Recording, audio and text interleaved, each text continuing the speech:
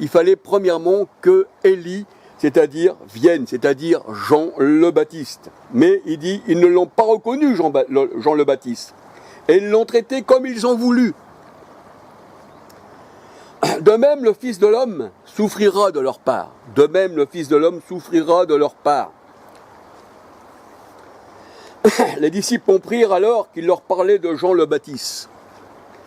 Matthieu 17, versets 10, 11, 12, 13. Les disciples comprirent alors que le jour de l'Éternel, redoutable, nuit de brouillard et d'épaisse obscurité, c'est-à-dire intérieure, eh bien, là, il fallait que Jean-Baptiste arrive, Élie le prophète arrive, et là, les disciples comprirent qu'il leur parlait de Jean le Baptiste. Matthieu 17, versets 10, 11, 12, 13. Matthieu 17, versets 10, 11, 12, 13. Et il est vrai que Jean-Baptiste a marché devant Dieu avec l'esprit d'Élie. C'est ce que nous dit la parole de Dieu. Jean-Baptiste a marché devant Dieu avec l'esprit d'Élie, c'est-à-dire il a marché devant Christ. Et vous, je suis la voix qui, crie dans le désert, préparer le chemin de l'Éternel. C'est-à-dire qu'Élie, Jean-Baptiste, il est venu préparer le chemin de l'Éternel, c'est-à-dire Jésus-Christ venu en chair. Luc 1, verset 17. Et bien sûr que Jésus-Christ, Matthieu 1, 23, était Emmanuel, Dieu avec nous. Jean-Baptiste disait, il vient après moi, lui vous baptisera de l'Esprit Saint. Il vient après moi, c'est-à-dire que Jean-Baptiste était venu avant, donc Jean-Baptiste c'était la loi. C'est pour ça que si on se bat sur Jean-Baptiste pour baptiser tout ça et ça, c'était la loi. Et là le Seigneur a dit, celui qui est sous la loi, il est déchu de la grâce. Et Christ est mort en vain. Et ça, j'explique ça dans mes vidéos. Alors, moi, je vous baptise d'eau, mais lui vous baptisera de l'Esprit Saint. Parce qu'il était avant moi, mais il vient après moi. Donc, Jean-Baptiste est venu avant le jour de l'Éternel. Marc 1, verset 7-8. Marc 1, verset 7-8. Acte 13, verset 24-25. Avant sa venue, la parole de Dieu nous dit, Jean-Baptiste annonçait le Seigneur Jésus-Christ. Acte 13, 24-25. Jean-Baptiste a préparé les voies de l'Éternel, Dieu manifesté en Christ. 2 Corinthiens 5, 19. Acte 1, 76. Il a marché devant l'Éternel pour lui préparer ses voies. La parole de Dieu, elle dit, selon, Jean-Baptiste, il a fait selon ce qui était écrit, dans le prophète Ésaïe. Ésaïe 40, verset 3, préparer le chemin de l'Éternel. C'est ce qu'il a fait, Jean-Baptiste. Marc 1, verset 2, 3, 4, 5. Marc 1, verset 2, 3, 4, 5. Ésaïe 43. Et là, la parole de Dieu nous dit encore une fois, c'est lui, Jean-Baptiste, l'Élie, qui devait venir. Matthieu 11, verset 13, 14. Donc avant le jour de l'Éternel, nuit d'obscurité et de brouillard, d'épais brouillard, Élie devait venir premièrement annoncer le Seigneur Jésus-Christ, l'Éternel fait chair, qui est venu parmi nous, pour nous sauver. Le Seigneur était donc venu pour un jugement, pour que les élus voient et que ceux qui se disaient voyants, deviennent aveugles. Et vous savez que le mot voyant, dans l'Ancien Testament, les voyants, c'était les prophètes. La parole nous dit, je crois que c'est dans Samuel, autrefois, le prophète, on l'appelait le voyant. Pas comme aujourd'hui, pour un médium. Non, celui-là, il ne voit rien du tout. Il voit que son porte-monnaie. Il ne voit même pas qu'il va être jugé par le Seigneur, qu'il est déjà jugé. Et les gens, se laissent guider par ces gens-là, et ils sont full, à Jérémie 5,7, parmi les sectes et parmi ces gens-là. Mais le Seigneur a dit, vous, on vous écoutera pas et on vous dira que votre nom est infâme. Mais le Seigneur a dit, soyez heureux lorsque ça vous arrive, parce que sinon, si vous étiez du monde, le monde aime ce qui est à lui. Mais vous êtes des rejetés du monde, et vous ne faites pas partie du monde. Alors le Seigneur était venu pour un jugement, pour que ses élus voient, et que ceux qui se disaient, voir deviennent aveugles. Jean 9, 39 à 41. Et le Seigneur, bien sûr, quand il est venu, il a combattu les puissants, les princes de ce monde, pour qu'ils deviennent aveugles. Éphésiens 6, verset 12. Et la parole de Dieu nous dit aussi, vous autrefois vous aussi vous étiez ténèbres. Vous aussi autrefois vous étiez ténèbres. C'est-à-dire on était ténèbres avant de connaître le Seigneur. On était aussi dans des sectes, on adorait les idoles. Mais quand le Seigneur nous a ouvert les yeux, on a regardé ça comme infâme.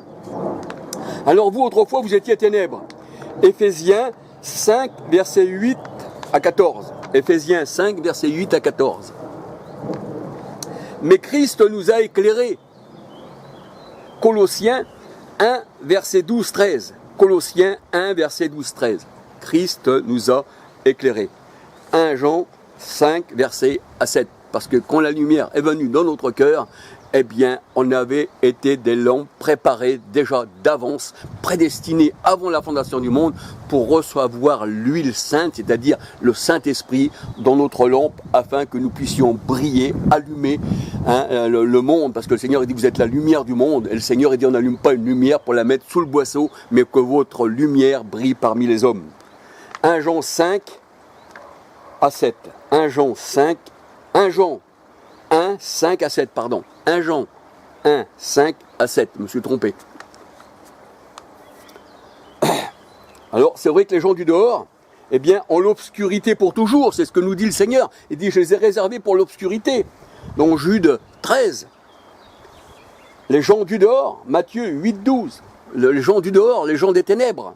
Et vous savez que les ténèbres ne l'ont pas reçu, mais là il parle des hommes, le Seigneur. Il ne parle pas d'un démon qui a reçu les ténèbres, puisqu'il est déjà ténèbres. Il ne va pas recevoir deux fois les ténèbres. Quand le Seigneur il parle que celui qui a reçu les ténèbres et puis qui n'a pas voulu la lumière, eh bien il parle des hommes. On ne va pas dire ténèbres de quelqu'un qui serait déjà ténèbres, une supposition. C'est tout à fait normal que une ténèbre restera ténèbre. Mais le Seigneur a dit, vous autrefois vous étiez païens, mais vous m'avez accepté, moi la lumière du monde, et vous êtes devenu la lumière. Parce que celui qui s'attache au Seigneur est avec lui un seul esprit. 1 Corinthiens 6, 13 à 19. Et l'huile de l'Esprit Saint, bien sûr c'est plus l'Ancien Testament, maintenant c'est le Saint-Esprit, eh bien nous éclaire. Et là le Seigneur il dit, eh bien il y a les ténèbres du dehors. C'est-à-dire les gens des sectes, tout ça, c'est du dehors ça. Ça appartient pas au Seigneur, c'est la plante que le Seigneur n'a pas plantée. Matthieu 8, 12, Jude 13, l'obscurité des ténèbres, à ces gens-là, leur est réservée. Jean 1, verset 1 à 13. Ils ont rejeté la lumière. Et ils ont été aveuglés. 1 Jean 2, verset 11. 1 Jean 2, verset 11. Et la parole de Dieu nous dit, celui qui marche dans les ténèbres ne sait pas où il va. Celui qui marche dans les ténèbres, eh bien, il peut être dans une secte. Celui qui marche dans les ténèbres, eh bien, il fait le mal. Celui qui marche dans les ténèbres, il ne sait pas que le Seigneur, eh bien, il lui a donné sa condamnation. Et où ? Il ne sait pas où il va. Parce que quand on marche la journée, on sait où on pose notre pied. On sait, le Seigneur a une lumière sur notre sentier, donc on sait où on marche. Et puis nos yeux voient, voyez-vous, ça c'est symbolique, mais c'est plutôt le cœur qui voit, parce que le Seigneur il regarde le cœur, il ne regarde pas même si on sera aveugle, c'est pas ça. Le Seigneur il dit le vrai aveugle c'est celui qui l'est du cœur, on n'a pas des yeux charnels, et même le Seigneur il dit qu'il n'a pas non plus de yeux charnels. L'Éternel il regarde aussi au cœur. Et il y avait un roi aussi, je ne me rappelle plus, non un prophète, eh bien sa femme s'avait déguisée, dans la parole de Dieu, je ne connais plus trop les versets, je crois que c'est dans le roi, je crois, et cet homme-là s'avait déguisé. Pardon, c'est pas l'homme qui s'avait déguisé, c'est pas le prophète, mais la femme du roi s'avait déguisée, elle a été trouver le prophète. Et pourtant le prophète, la parole de Dieu, elle dit, était aveugle. Mais quand elle arrivait devant la porte, il dit, pourquoi t'es-tu déguisée, femme de, je me rappelle plus, chez Roboam, un nom comme ça. Pourquoi t'es-tu déguisée ? Et pourtant la femme était encore dehors, parce que le prophète, on l'appelait le voyant. Et le voyant, eh bien, il voyait avec les yeux de l'esprit à l'intérieur. Bien que nous soyons aveugles, peut-être des yeux, mais on n'est pas aveugle du cœur, parce que le Seigneur nous a ouvert notre cœur, et il a éclairé nos ténèbres. Gloire à son nom. Alors celui qui marche dans les ténèbres ne sait pas où il va, dit le Seigneur. Et il est hors de sens. Et c'est vrai, parce que celui qui marche dans les ténèbres, eh bien, il va gober le mensonge pour un acquis. Voyez-vous, il ne fera pas faire la différence entre un mensonge et une vérité. C'est pour ça que le Seigneur a dit, je vous ai donné une puissance d'égarement, pour qu'il croie au mensonge. Mais le Seigneur a dit, vous n'êtes pas dans les ténèbres pour croire au mensonge. Jean 12, Jean 12, versets 35-36. Jean 12, versets 35-36. Et la parole de Dieu nous dit que l'évangile est une lumière pour les élus, mais en même temps une obscurité des ténèbres pour ceux qui n'ont pas cru. Tout comme Pharaon, avec son armée, quand il y avait la colonne de nuée, elle se tenait entre les Égyptiens et le peuple de Dieu, la colonne de nuée. Et oui, elle se tenait entre les Égyptiens et le peuple de Dieu. Alors les uns avaient les ténèbres, les Égyptiens avaient les ténèbres, les Hébreux avaient la lumière. Et pourtant, la colonne de nuée, elle se tenait entre deux. Mais d'un côté, il y avait les ténèbres, mais de l'autre côté, eh bien, il y avait la lumière. Parce que le Seigneur, il rend aveugle, mais ici, il rend aussi voyant. Ce n'est personne d'autre, pas un démon. Exode 4, 6, 7, 11, le Seigneur il dit, c'est moi qui rends voyant, aveugle, entendant ou sourd, et qui donne la bouche pour parler. Vous voyez, c'est ce qu'il disait à Moïse. Donc, là, cette nuée-là, elle se tenait entre les Égyptiens et les Hébreux. Et là, elle était la lumière pour les uns et les ténèbres pour les autres. Exode 14, versets 19 à 20. Et la parole de Dieu nous dit que l'évangile, c'est exactement pareil, c'est ça, hein, l'évangile. Elle est une odeur de vie pour ceux qui sont destinés à la vie. Acte 13, 48, pour ceux qui sont destinés à la vie éternelle. Mais une odeur de mort pour ceux qui sont destinés à la mort. C'est ça le jugement. Pour ça que le Seigneur a dit, je suis venu pour un jugement. Nuit d'obscurité et de brouillard, mais ça c'est le brouillard et l'obscurité intérieure. Le brouillard, vous savez, on est dans le brouillard. Moi j'ai déjà roulé avec ma voiture, hein. Bon, j'allais à la campagne, il y avait du brouillard, mais on ne pouvait pas, on ne voyait pas devant nous. Et là le spirituel c'est pareil, on ne voit rien, parce que quand on est dans la nuit, si on n'a pas la lumière du Seigneur, ben on ne voit rien. Alors là, c'est pareil, le Seigneur il dit eh bien, que l'évangile, une odeur de vie pour ceux qui sont destinés à la vie, mais une odeur de mort pour ceux qui sont destinés à la mort. 2 Corinthiens 2, 15, 16. 2 Corinthiens 2, verset 15, 16. Et la parole de Dieu nous dit que l'Esprit de Dieu, c'est une épée à 2 tranchants. Elle donne la vie, voyez-vous. Mais elle donne aussi la mort, voyez-vous, cette épée. Parce que l'épée, c'est l'esprit de la parole. Eh oui, l'épée c'est l'esprit de la parole. Acte Hébreux 4.12. Eh oui. Et le Seigneur, la parole de Dieu nous dit, le Seigneur amène les ténèbres. C'est le Seigneur qui amène les ténèbres. C'est personne d'autre. C'est lui qui peut faire ça. Le Seigneur dit, j'amène les ténèbres et la nuit arrive. L'homme animal est en mouvement et il s'affole. L'homme animal est en mouvement et il s'affole. Quand les ténèbres arrivent, eh bien l'homme s'affole parce qu'il est dans les ténèbres. Il n'est pas en sécurité dans les ténèbres. Il se croit en sécurité parce que la nuit le voleur. Mais en réalité, s'il n'y a pas la lumière du Seigneur, il n'est pas dans la sécurité. Parce qu'il se croit en sécurité parmi les hommes méchants. Mais le Seigneur, il dit, je vois même dans les ténèbres. Ce qui se passe, je regarde au cœur. Psaume 104, verset 20. La parole de Dieu nous dit que les Saintes Écritures, le livre saint qui est la parole de Dieu, doivent se lire avec la lumière spirituelle du Seigneur. Si on n'a pas la lumière spirituelle du Seigneur, eh bien, on ne peut pas lire sa parole. Parce que sur nous, il y a comme des écailles, si on n'a pas la lumière de Dieu. On est un peu comme Paul, comme il avait rencontré le Seigneur sur le chemin de Damas, la parole de Dieu, elle dit, eh bien, des écailles ont tombé de ses yeux. Le Seigneur l'avait rendu aveugle, mais le Seigneur lui a redonné une vue spirituelle, voyez-vous. Alors c'est vrai que si on a des écailles sur les yeux, on ne peut pas lire les Saintes Écritures. C'est le Seigneur qui doit nous montrer, nous révéler et nous rendre voyants pour qu'on puisse comprendre les Écritures. Sinon, on serait comme quelqu'un qui ne saurait pas lire la parole du Seigneur. Ésaïe 29, verset 18. Ésaïe 29, verset 18. Luc 7, verset 22. Luc 7, verset 22. Acte 9, là je vous parle de Paul, hein, Acte 9, verset 3 à 18, là, nous voyons que Paul, eh bien le Seigneur, il lui a donné des yeux pour voir. Avant, il ne voyait rien, il voyait de ses propres yeux, mais il fallait que les écailles tombent de ses yeux. Et le Seigneur, il dit, je te conseille, mon ami, d'acheter un collier pour oindre tes yeux, mais pas les yeux là, les yeux du cœur, qu'il illumine les yeux de votre cœur, c'est ce que la parole de Dieu nous dit. Acte 9, versets 3 à 18. Et Acte 22, versets 6 à 8. Acte 22, versets 6 à 8. Et ça, c'est un livre cacheté pour ceux qui n'ont pas la lumière du Seigneur. Pour ceux qui ont les yeux aveuglés, eh bien, par le Seigneur, ils ne savent pas lire sa parole. Le Seigneur les a rendus aveugles. Ésaïe 29, versets 9 à 14. Ésaïe 29, versets 9 à 14. Et la parole de Dieu nous dit que le royaume du monde a été mis dans les ténèbres. Mais le Seigneur a dit, c'est moi qui les a mis dans les ténèbres. Apocalypse 16, verset 10. Le monde entier est sous la puissance des ténèbres, la puissance du malin. 1 Jean 5, 19, verset 20. Et le Seigneur a dit, c'est le cœur qui doit être éclairé de la lumière de l'Esprit, qu'il illumine les yeux de votre cœur. Éphésiens 1, verset 18. Hébreux 6, verset 4.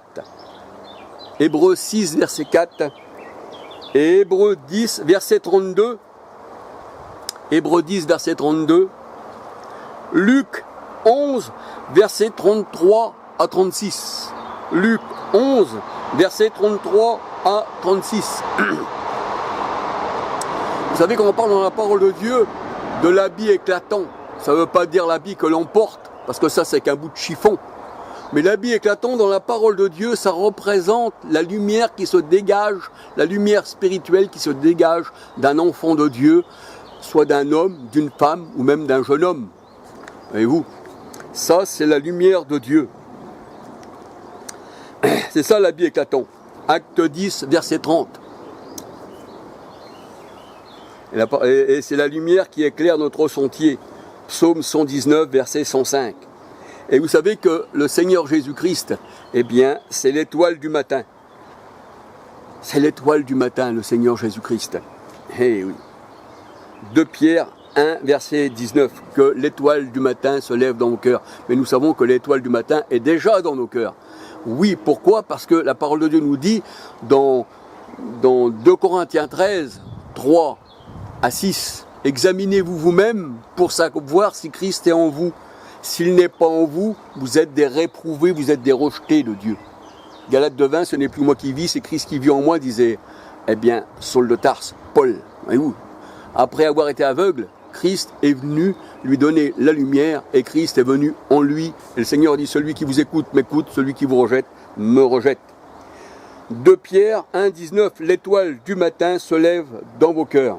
Apocalypse 22,16, le Seigneur Jésus-Christ disait, moi je suis de la postérité de David, l'étoile du matin. Voyez-vous, c'est ça la véritable lumière.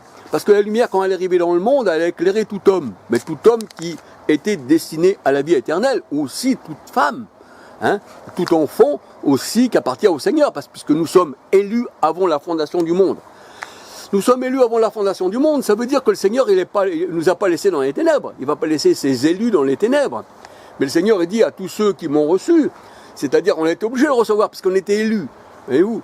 Hein, pour ça que Paul disait, je n'ai pas résisté à l'appel céleste, quand celui qui m'avait mis eh bien, à part dès le sein de ma mère, eh bien, je n'ai pas résisté. Et il dit, je ne l'ai pas reçu d'un homme, ce que j'ai reçu, dans Galates. Dans Galates 1, quand vous avez laissé toute Galates 1, tout le chapitre de Galates 1, il dit, je ne l'ai pas reçu d'un homme.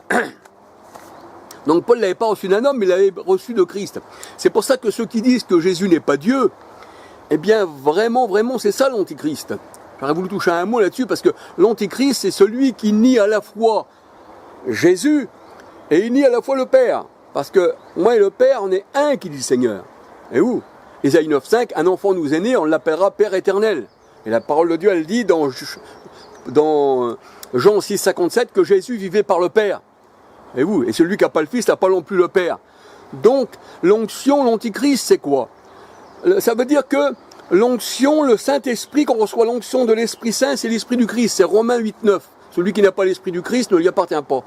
Recevoir l'onction, eh bien, c'est recevoir Christ. C'est le Saint-Esprit. Et le Saint-Esprit, c'est Dieu lui-même. Eh oui, 2 Corinthiens 3,17 nous dit « Or le Seigneur, c'est l'Esprit ». Alors, si on ne dit pas que Jésus est venu en chair, 1 Timothée 3,16, Jean 1,14, car Dieu était en Christ. Eh bien le Seigneur dit, c'est ceci l'esprit de l'Antichrist. 1 Jean 4, 1 à 6, car plusieurs antichrists sont rentrés dans le monde. Antichrist, c'est anti-onction. Dites que Jésus n'est qu'un homme et il n'a pas l'onction du Père. Le Père n'est pas en lui. Jean 6, 57, 2 Corinthiens 5, 19, 1 Timothée 3, 16, c'est Dieu lui-même qui est venu en chair. Eh bien, c'est ça.